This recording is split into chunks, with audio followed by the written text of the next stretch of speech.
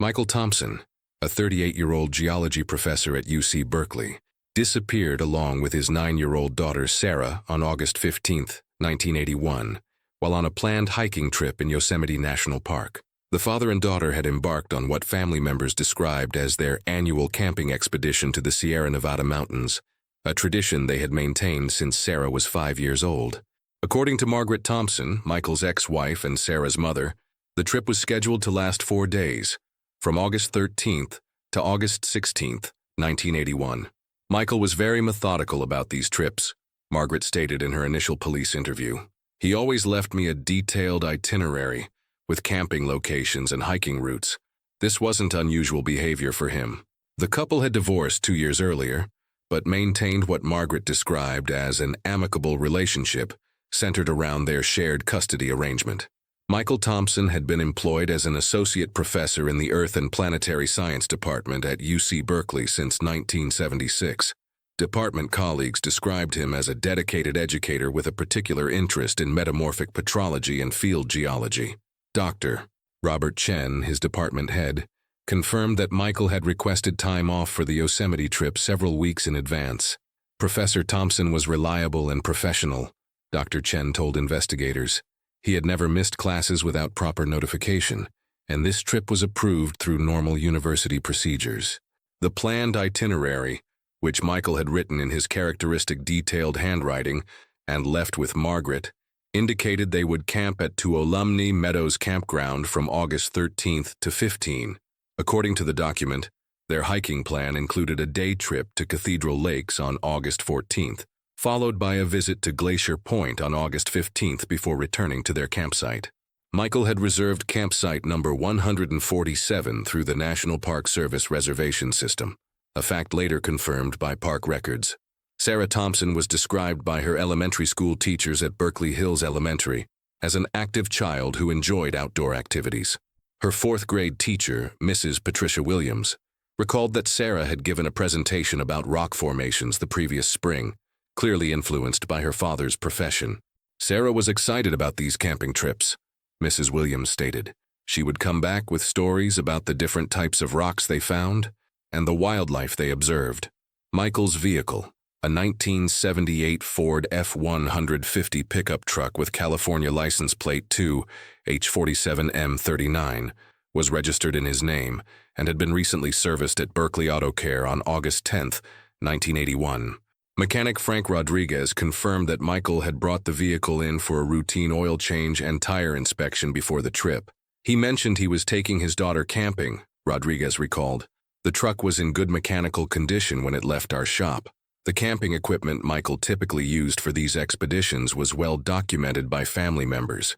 Margaret provided investigators with a list based on previous trips: a 4-person Coleman tent, 2 sleeping bags, a portable camp stove, basic cooking utensils, and a first aid kit. Sarah's backpack, a small blue day pack she had received for her 9th birthday in March, was among the missing items. Margaret specifically remembered the red windbreaker Sarah was wearing when they departed. It was her favorite jacket, Margaret said. She wore it on every camping trip because Michael had bought it for her the previous year. Neighbors in the Thompsons' Berkeley neighborhood on Ashby Avenue confirmed seeing Michael and Sarah loading the pickup truck on the morning of August 13th. Mrs. Eleanor Vasquez, who lived next door, spoke with Michael briefly around 8:30 a.m. He seemed in good spirits, she reported. Sarah was excited, talking about seeing bears, though her father reminded her they needed to be careful and keep their distance from wildlife. The drive from Berkeley to Yosemite typically took between 4 and 5 hours, depending on traffic and road conditions. Based on witness accounts and the planned itinerary, investigators estimated the Thompsons would have arrived at Tuolumne Meadows between 1 o'clock and 2 p.m. on August 13th. Park Service records confirmed that Michael had checked in at the campground entrance station at 1:47 p.m., speaking with Ranger Tom Peterson, who was working the afternoon shift. Ranger Peterson later provided investigators with details of their brief interaction. Professor Thompson showed me his reservation confirmation and mentioned they were planning to do some day hiking, Peterson stated. The little girl seemed excited about the trip. Nothing about their demeanor or conversation struck me as unusual. They appeared to be experienced campers who knew what they were doing. The campsite at Tuolumne Meadows, where the Thompsons were assigned, sat at an elevation of 8,600 feet in the park's high country. According to park documentation, the area typically attracted families and experienced hikers due to its access to alpine lakes and granite dome formations. Weather records from August 13, 1981, indicated clear skies with daytime temperatures ranging from 65 to 75 degrees Fahrenheit and nighttime lows around 40 degrees. Fellow campers at adjacent sites reported seeing the Thompsons' blue Coleman tent and Ford pickup truck on the evenings of August 13 and 14. Camper David Morrison, who was staying at Site 149 with his family, confirmed seeing Michael and Sarah around their campfire on August 14th evening. They seemed like a normal father and daughter on vacation, Morrison told investigators. The man was showing the girl something in what looked like a geology book. I remember thinking it was nice to see a parent taking time to educate their child about nature. The last confirmed sighting of Michael and Sarah Thompson occurred on the morning of August 15th, when they departed their campsite for what the itinerary indicated would be a day hike, followed by a drive to Glacier Point. Campsite neighbor Rebecca Foster reported seeing them loading day packs into the pickup truck around 9 a.m. The father was checking items off a written list, Foster recalled. The daughter was wearing that red jacket and seemed eager to get going. They appeared well prepared and organized. Michael's academic background made him particularly well suited for navigating Yosemite's terrain. His university personnel file showed he had completed wilderness safety training and had been leading student field trips to various geological sites throughout California since joining the faculty. Former graduate student James Walsh, who had accompanied Michael on several academic field trips, described him as cautious and methodical. Professor Thompson always emphasized safety protocols, Walsh stated. He wouldn't take unnecessary risks, especially with his daughter present. The planned route to Glacier Point from Tuolumne Meadows involved approximately 90 minutes of driving on park roads. According to park maps and Michael's written itinerary, they intended to spend several hours at the overlook before returning to break camp and drive home to Berkeley on August 16th. This schedule aligned with Michael's pattern of previous trips, as documented by Margaret and confirmed by neighbors who had heard about their camping experiences. Park Service maintenance records indicated that all roads along their planned route were open and in normal condition during mid-August 1981. No construction delays or unusual circumstances were reported that might have altered their intended travel path. Weather conditions remained favorable, with no storms or other meteorological factors that would have posed hazards to experienced campers and hikers. When Michael and Sarah failed to return to Berkeley by August 17th as expected, Margaret contacted park authorities to report them missing. Her call to the Yosemite Emergency Communications Center at 11:30 a.m. on August 17th initiated what would become one of the park's most extensive missing person investigations of that decade. The initial missing person report filed by Margaret Thompson on August 17, 1981, triggered an immediate response from Yosemite National Park Service law enforcement. Chief Ranger William Hayes assigned the case to criminal investigator Detective Stephen Martinez, who had handled missing person cases in the park for 8 years. According to the official incident report numbered 81-2847, the investigation began within 2 hours of Margaret's phone call to park headquarters. Detective Martinez's first action involved dispatching rangers to campsite 147 at Tuolumne Meadows, where Michael and Sarah Thompson had been registered through August 15th. Ranger Susan Collins, who arrived at the campsite at 2:15 p.m. on August 17th, found the site completely vacant with no tent, equipment, or personal belongings present. The campsite appeared to have been properly cleaned and vacated, Collins documented in her field report. There were no signs of disturbance or abandoned items that would indicate an abrupt departure. Park Service records confirmed that the Thompsons had not extended their camping reservation beyond August 15th, and no checkout procedure was required for departing campers. The absence of their belongings initially suggested they had broken camp as planned, but had encountered difficulties during their departure or subsequent travel. However, the California Highway Patrol confirmed that Michael's 1978 Ford F-150 pickup truck had not been involved in any reported traffic incidents on roads leading from Yosemite. Margaret Thompson drove from Berkeley to Yosemite on August 17th, arriving at park headquarters at approximately 6 p.m. to provide additional information to investigators. In her formal statement, she expressed concern that was unusual for Michael's typically reliable communication patterns. "Michael always called when they were leaving the park," Margaret told Detective Martinez. "Even after our divorce, he was consistent about letting me know when they were safely on their way home, especially when Sarah was with him." The investigation expanded on August 18th when Detective Martinez coordinated with the park's search and rescue unit, led by team leader Gary Foster. The initial search protocol focused on the planned route outlined in Michael's itinerary, specifically the path from Tuolumne Meadows to Glacier Point. Search teams began systematic coverage of parking areas, overlooks, and trail access points along this route, looking for any trace of the missing Ford pickup truck or the father and daughter. Search and Rescue Volunteer Coordinator Linda Chen organized civilian search teams comprising experienced hikers and local climbing groups familiar with Yosemite terrain. According to the official search log, 47 volunteers participated in the initial ground search operations on August 18th and 19. Teams were assigned specific grid sections covering approximately 200 square miles of park territory, focusing on areas accessible by vehicle and day hiking trails, suitable for a 9-year-old child. The Marin County Sheriff's Department helicopter unit provided aerial search support beginning August 19th, flying systematic patterns over the high country areas where the Thompsons had been camping and hiking. Pilot Lieutenant Robert Walsh reported clear visibility conditions during the aerial searches, but noted the challenging nature of spotting individual persons or vehicles among Yosemite's granite formations and dense forest coverage.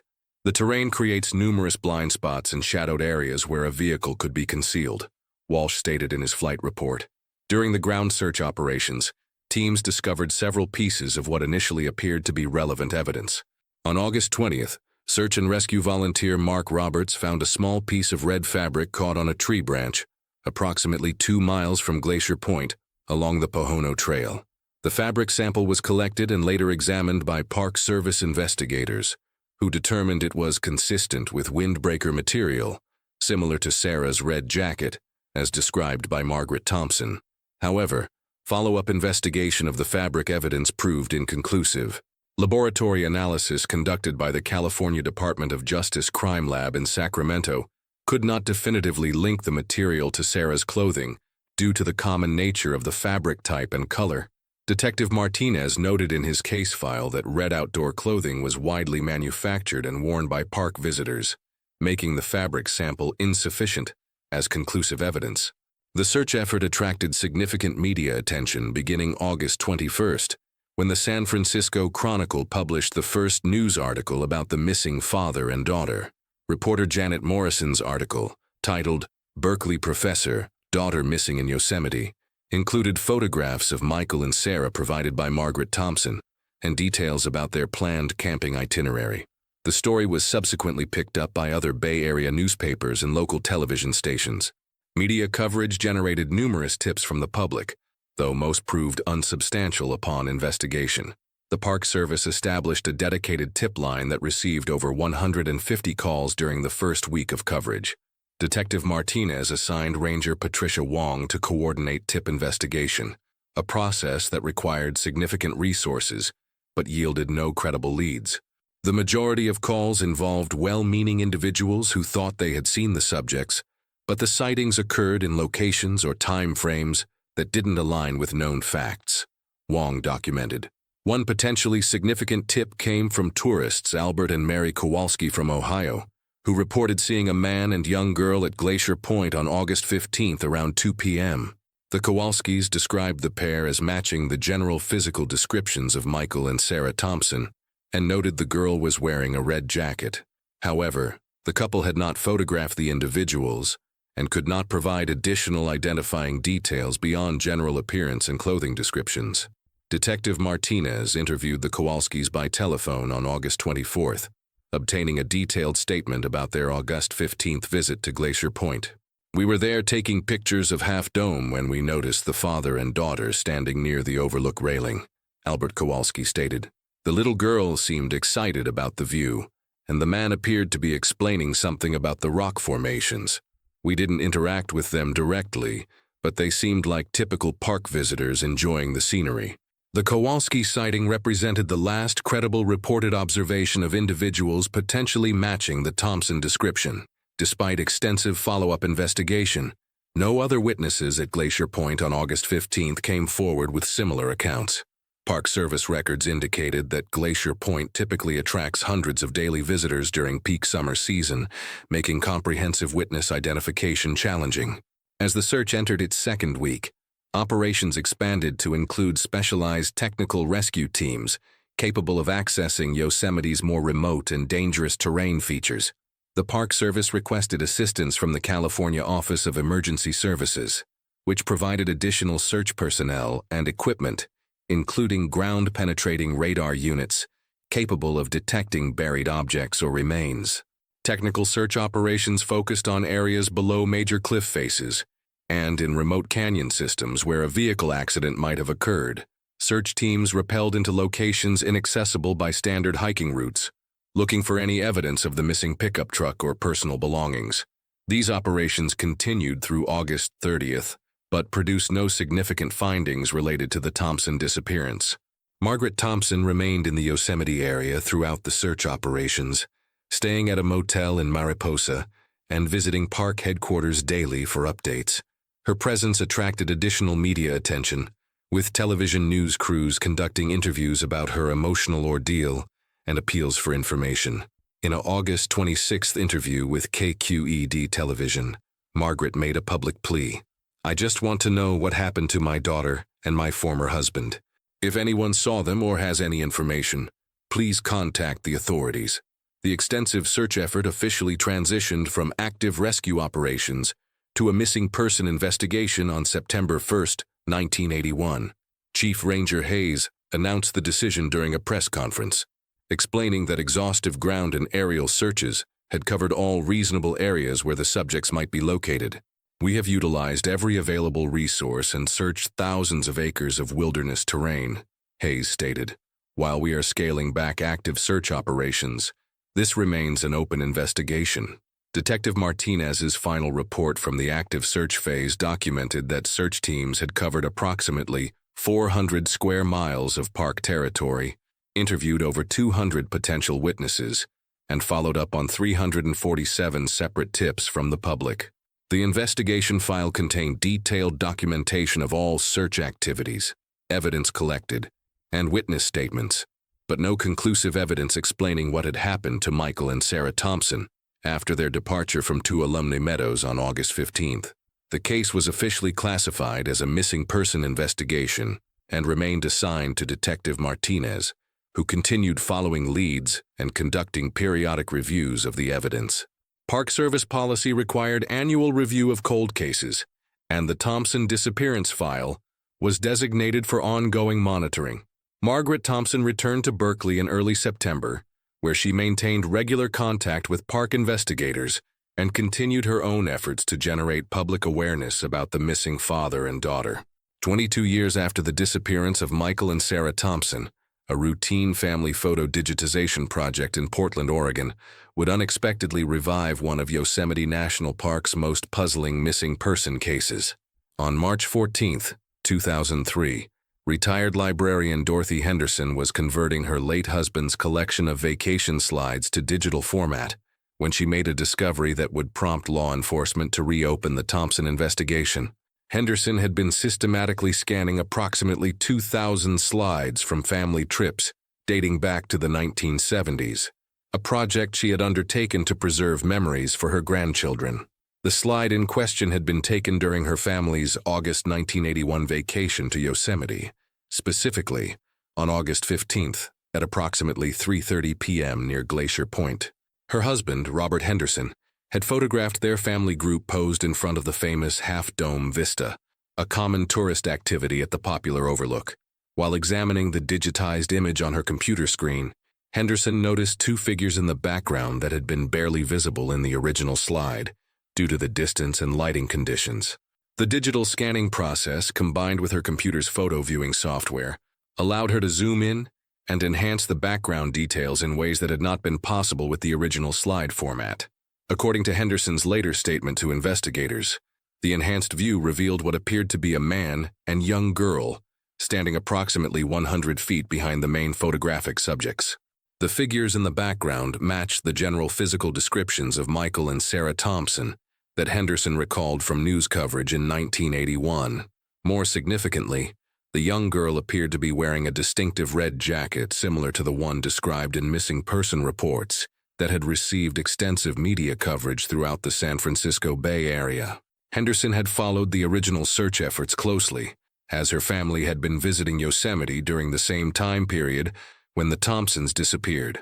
After studying the enhanced image for several days and consulting with her adult son, Thomas Henderson, about the potential significance, Dorothy Henderson contacted the Mariposa County Sheriff's Department on March 18, 2003. Deputy Sheriff Maria Santos took the initial call and arranged for Henderson to bring the digitized photo to the sheriff's office for official examination. The case was subsequently assigned to Detective Rebecca Martinez, a cold case investigator who had joined the department in 1998 and specialized in reviewing unsolved missing person investigations. Detective Martinez's examination of Henderson's photograph revealed additional details that had not been immediately apparent to the civilian observer. Using the sheriff's department's digital photo analysis equipment, Martinez was able to further enhance the background area and identify what appeared to be a vehicle parked in an area adjacent to the main Glacier Point parking facility. The vehicle resembled a pickup truck and appeared to be positioned in a location that was designated as a restricted access zone, according to 1981 National Park Service area maps. The restricted area where the vehicle appeared to be parked was typically used by Park Service maintenance personnel and emergency vehicles. According to former Glacier Point area supervisor James Walsh, who was interviewed by Detective Martinez in April 2003, civilian vehicles were not permitted to park in that section due to safety regulations and the need to maintain emergency access routes. Any civilian vehicle parked in that area would have been immediately noticed by rangers and either ticketed or towed, Walsh explained. Detective Martinez requested technical assistance from the California Department of Justice Crime Laboratory to conduct professional digital enhancement of the Henderson photograph. The analysis, completed by forensic imaging specialist Dr. Karen Liu, confirmed the presence of two human figures and one vehicle in the background area of the image. Dr. Liu's report noted that while the resolution was insufficient for positive facial identification, the figure's general size proportions were consistent with an adult male and pre-adolescent child. The enhanced analysis also revealed additional details about the vehicle visible in the photograph. Crime lab technician Robert Kim determined that the truck appeared to be a mid to late 1970s Ford F-Series pickup, consistent with the vehicle type driven by Michael Thompson. However, Kim noted in his technical report that the image resolution and distance made definitive vehicle identification impossible. The analysis can confirm general vehicle characteristics, but cannot provide specific model year or license plate information, Kim concluded. Detective Martinez contacted Margaret Thompson, now Margaret Chen, following her remarriage in 1987, to inform her about the photograph discovery. The notification call on April 22, 2003, marked the first official contact Margaret had received about her former husband and daughter's case since the active investigation was suspended in 1982. Margaret agreed to review the enhanced photograph and provide input about whether the figures might represent Michael and Sarah. During her May 5, 2003 interview at the Mariposa County Sheriff's Department, Margaret examined multiple versions of the enhanced Henderson photograph using various digital filtering techniques. While she acknowledged that the figures in the background generally matched Michael and Sarah's size and proportions, she could not make a definitive identification based on the image quality. However, Margaret confirmed that the red jacket worn by the young girl in the photograph appeared similar to the windbreaker Sarah had been wearing when they departed for their camping trip. The reopened investigation required Detective Martinez to locate and re-interview surviving witnesses from the original 1981 case.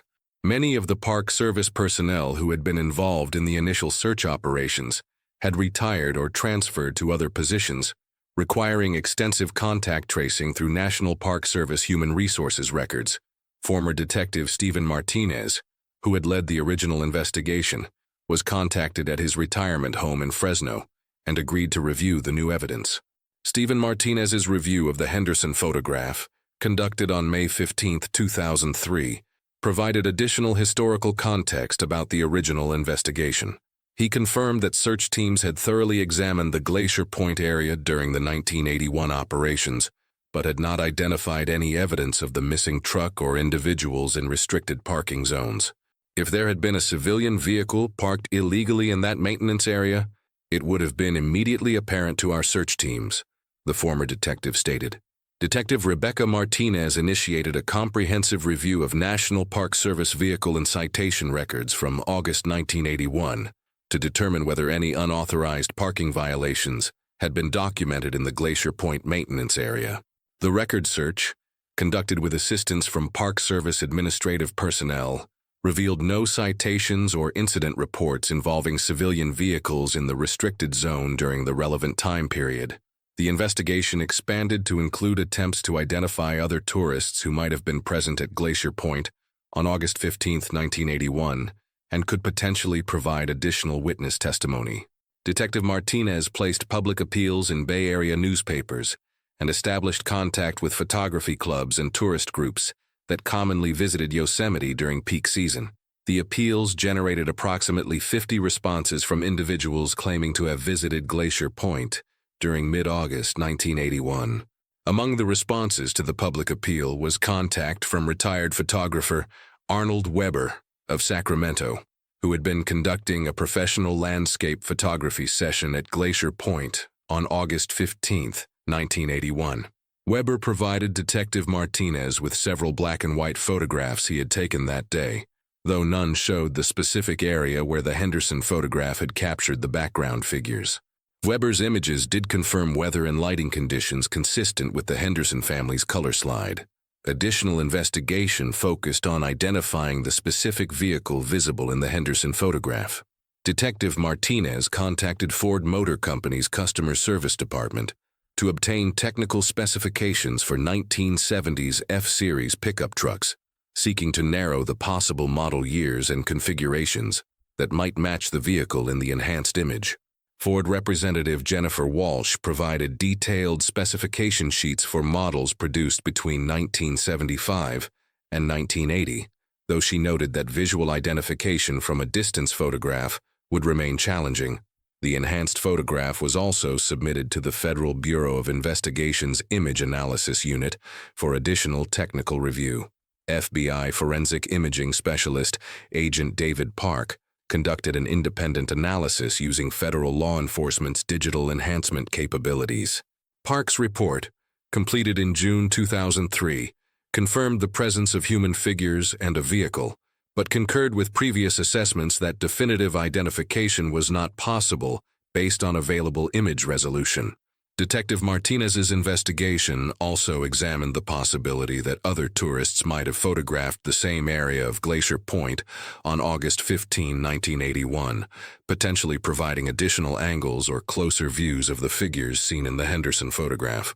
She contacted several photography processing laboratories that had operated in the Yosemite region during 1981, seeking to identify any archived photographs from that specific date and location.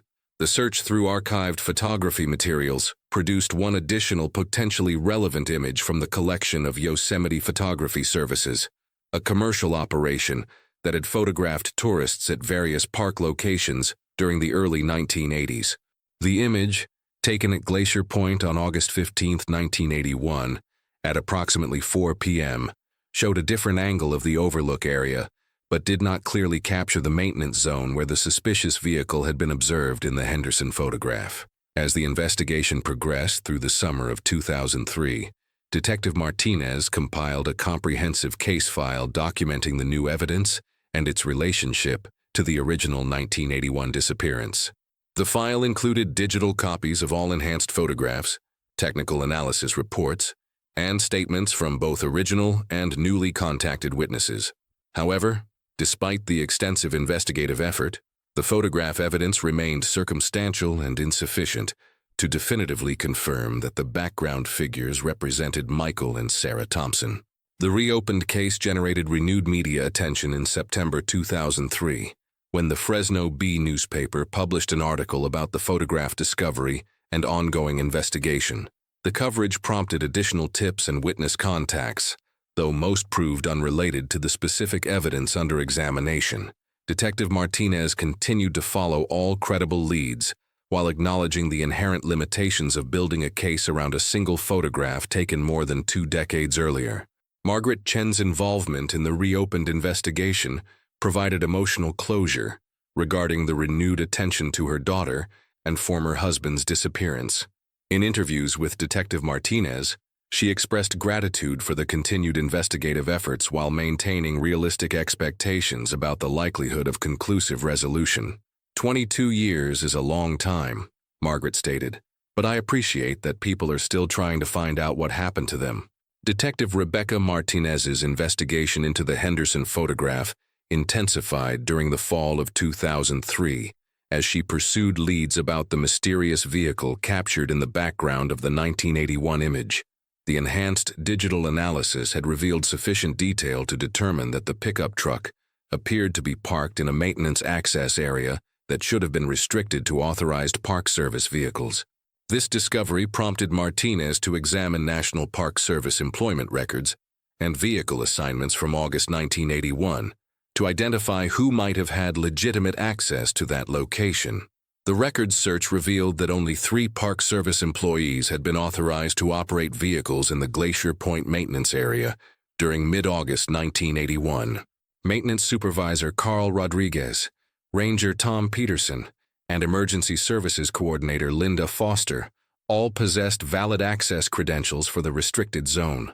Martinez contacted all 3 former employees to determine their whereabouts and vehicle usage on August 15, 1981, the day the Henderson photograph was taken. Carl Rodriguez, who had retired from the Park Service in 1995 and was living in Modesto, provided the most detailed account of maintenance activities during that time period. According to Rodriguez's employment records and personal logbook, which he had maintained throughout his Park Service career, he had been conducting routine trail maintenance work in the Tuolumne Meadows area on August 15, 1981, driving a Park Service truck that remained in the high country overnight. His documentation showed no scheduled activities in the Glacier Point area that day. Former Ranger Tom Peterson, contacted at his retirement home in Bakersfield, recalled working his regular patrol shift on August 15, 1981, but could not specifically remember whether his duties had taken him to the Glacier Point area that afternoon. Peterson's personnel file indicated he typically drove a marked Park Service patrol vehicle during his shifts, and his duty logs from that date showed several routine visitor assistance calls throughout the park. However, the specific locations and timing of his patrol activities were not detailed enough to confirm or exclude presence at Glacier Point. The 3rd authorized employee, Linda Foster, had left Park Service employment in 1983 and proved more difficult to locate. Martinez's search through California Department of Motor Vehicles records and employment databases eventually traced Foster to Phoenix, Arizona, where she had worked as a paramedic before retiring in 2001.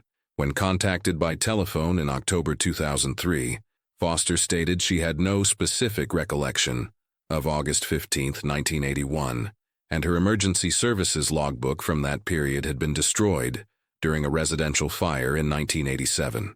Detective Martinez expanded her investigation to examine the possibility that the vehicle in the Henderson photograph might have belonged to a civilian who had gained unauthorized access to the maintenance area. This line of inquiry required her to research the layout and security measures that had been in place at Glacier Point during 1981. Former Park Superintendent Harold Chen, interviewed at his home in Sacramento, explained that the maintenance area was separated from public parking by removable barriers that were not continuously monitored. According to Chen's account, the maintenance area barriers were typically in place during peak visitor hours, but might be temporarily removed to allow authorized vehicle access for maintenance or emergency purposes. It would have been possible for a civilian vehicle to access that area if the barriers happened to be down, though it would have been immediately obvious to any park personnel that the vehicle didn't belong there, Chen explained to Detective Martinez. The investigation took a significant turn in November 2003 When Martinez discovered a California Department of Motor Vehicles registration record for a 1978 Ford F-150 pickup truck that had never been connected to the original Thompson investigation. The vehicle, with license plate number 7G82N15, had been registered to Robert Hendricks of Merced, California, from 1979 until his death in March 1983. According to DMV records, Hendricks had not reported the vehicle as sold or transferred before his death, and the truck's final disposition remained undocumented. Martinez's research into Robert Hendricks revealed that he had been employed as a contract maintenance worker, who occasionally performed services for various government agencies, including the National Park Service. Employment records from the California State Personnel Board showed that Hendricks had worked intermittent assignments for Park Service facilities throughout the central Sierra Nevada region between 1980 and 1982. This employment history raised the possibility that he might have had legitimate reasons to be present at Yosemite during August 1981. The connection between Hendricks and potential access to restricted park areas prompted Martinez to examine his employment records more closely. She discovered that Hendricks had been assigned to a tree removal project at Glacier Point during the week of August 14, 1981, working as a subcontractor for a Fresno-based landscaping company. The project timeline placed Hendricks in the immediate area just one day before Michael and Sarah Thompson's planned visit to Glacier Point on August 15th. Martinez contacted the landscaping company, Sierra Valley Services, to obtain additional details about the Glacier Point project and Hendricks's involvement. Company owner Michael Santos, who had maintained business records from the early 1980s, confirmed that Hendricks had been hired as a temporary worker for the tree removal project. Santos provided copies of work schedules showing that the project had been completed on August 14, 1981, with all equipment and personnel scheduled to depart the park by the end of that day. However, Santos's records also revealed a discrepancy in the project completion documentation. While the main crew had completed their work and departed on August 14th as scheduled, Hendricks had requested permission to remain an additional day to complete what he described as final cleanup activities. Santos had approved the request, allowing Hendricks to keep company equipment and maintain his park access authorization through August 15th. The discovery that Hendricks had legitimate reasons to be present at Glacier Point on August 15, 1981, provided a potential explanation for the civilian pickup truck visible in the Henderson photograph. Martinez obtained additional details about Hendricks from Merced County records, learning that he had been 45 years old in 1981, divorced, and living alone in a rental property on the outskirts of Merced. Neighbors who were interviewed described him as a quiet individual who kept to himself and occasionally worked out-of-town construction jobs. Martinez's investigation into Hendricks' background revealed several concerning elements that warranted further examination. Merced County Sheriff's Department records showed that Hendricks had been the subject of 2 domestic disturbance calls during his marriage in the late 1970s, though no charges had been filed in either incident. His ex-wife, Patricia Hendricks, had relocated to Oregon after their divorce and was contacted by Martinez in December 2003. Patricia Hendricks, now Patricia Morrison, provided disturbing insights about her former husband's behavior patterns during their marriage from 1976 to 1979. Robert had problems with anger management, especially when he had been drinking, she told Martinez during a telephone interview. He would become fixated on people he encountered during his work trips, particularly families with children. He would talk about them for days after coming home from jobs. According to Patricia Morrison's account, Robert Hendricks had displayed concerning behavioral patterns that had contributed to their marriage's breakdown. She described incidents where Hendricks had followed families from campgrounds or work sites, claiming he was concerned about their safety, but exhibiting behavior that Morrison found troubling. He would drive past their campsites or motels multiple times, saying he was making sure they were okay. Morrison explained, "It made me uncomfortable, and I told him it wasn't normal." Martinez's background investigation also revealed that Hendricks had been employed on several other National Park Service projects during the early 1980s, including work at Sequoia National Park and Kings Canyon National Park. She contacted personnel from these facilities to determine whether any unusual incidents or missing person cases had occurred during periods when Hendricks was present. The inquiry produced no definitive connections, though several park employees recalled Hendricks as a solitary worker who seemed overly interested in visitor activities. Former Sequoia National Park maintenance supervisor David Walsh recalled Hendricks's work on a 1982 trail restoration project and noted his tendency to engage visitors in conversation beyond what was typical for contract workers. "Most of our temporary guys focused on getting their work done and going home," Walsh told Martinez, but Hendricks would spend time talking to campers, asking about their travel plans and where they were staying. Some visitors mentioned to park staff that he seemed unusually curious about their activities. The investigation reached a critical point in December 2003, when Martinez attempted to locate Hendricks's 1978 Ford pickup truck to determine whether it matched the vehicle visible in the Henderson photograph. DMV records indicated that the truck had not been registered to any subsequent owner after Hendricks's death in 1983, suggesting it might have been abandoned or disposed of through unofficial channels. Martinez contacted salvage yards and auto parts dealers throughout the Central Valley region to trace the vehicle's possible disposition. The search for Hendricks's truck produced a significant lead when Martinez contacted Merced Auto Salvage, a business that had been operating since the 1970s. Owner Frank Delgado reviewed his records and found documentation showing that a 1978 Ford F-150 had been brought to the yard in April 1983, approximately 1 month after Hendricks's death. The vehicle had been delivered by Hendricks's landlord, who claimed he was clearing the property and had no use for the truck. Delgado's records indicated that the Ford pickup had been partially dismantled for parts during 1983 and 1984, with the remaining shell eventually sold for scrap metal. However, Delgado had maintained photographs of vehicles processed through his salvage operation, and he provided Martinez with several images showing Hendricks's truck before dismantling began. The photographs confirmed that the vehicle matched the general appearance of the pickup truck visible in the Henderson photograph from Glacier Point. More significantly, Delgado recalled unusual circumstances surrounding the truck's arrival at his salvage yard. The landlord who brought it in seemed nervous and wanted to get rid of it quickly, Delgado told Martinez. He said he didn't want anything to do with the vehicle and just wanted it gone. "Most people try to get some money for vehicles they bring in, but this guy said he didn't care about payment." Martinez arranged to interview Arthur Phillips, the landlord who had delivered Hendricks's truck to the salvage yard in 1983. Phillips, now 78 years old and living in a Merced retirement facility, recalled the circumstances of clearing Hendricks's rental property after his death. According to Phillips, Hendricks had been a problematic tenant who was frequently behind on rent and had few personal possessions when he was found deceased in March 1983.